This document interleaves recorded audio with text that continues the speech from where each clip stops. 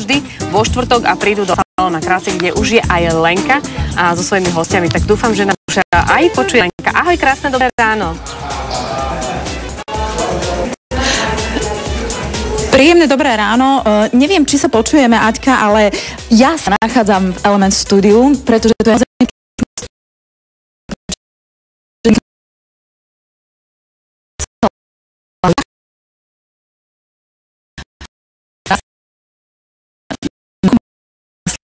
pretože chcem povedať, že ona je naozaj odborník, tak ako sa patrí. A my sme sa už rozprávali predtým, ako som sem prišla, že mnohé dámy zabúdajú na starostlivosť o pleť. A to je veľmi, veľmi dôležité. Ahoj, Danka. Dobré ránko, prajem. No, naše dámy, ale nie len naše, ale aj moje kamarátky známe, proste veľmi zabúdajú na starostlivosť o pleť, čistenie, krémy a podobne. Čo je dôležité?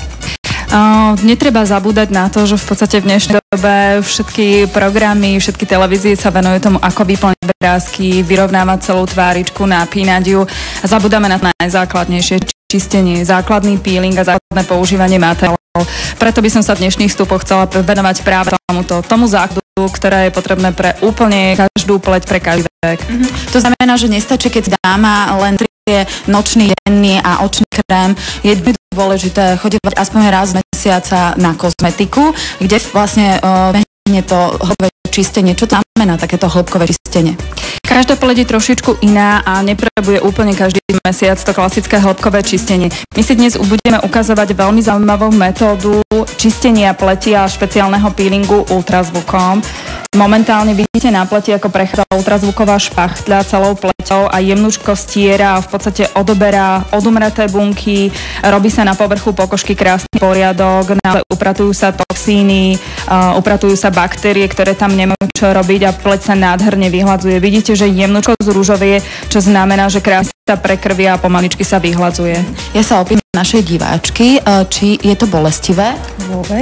Vôbec. Je to príjemné, že od koľko rokov dáma mohla chodiť na takéto ošetrenie?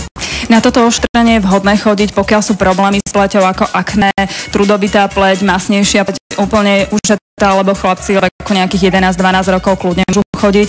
Prevencia, čistenie, vyhladzovanie a vlastne nejaká tonizácia plete je určite vhodná už od 25. roku života, kde v podstate vďaka ultrazvuku dostaneme veľmi veľa hydratácie do tej pleti a krásne ju vyrovnáme. Danka, nedámy, hovoríme o starostlivosti o pleť, je veľmi teplo. Ako často by sme si teda mali možno osviežiť pleť v tomto teple?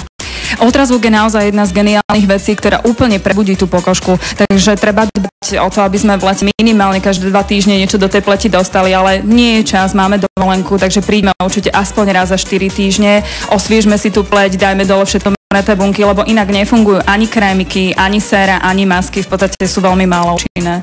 Danka, zatiaľ veľmi pekne ďakujem. My teraz naše diváčky a možno aj divákom navnadíme tým, že vy môžete mať diamant nielen na krku, ale aj na tvári. Pozorne nasledujete. Pekné ráno.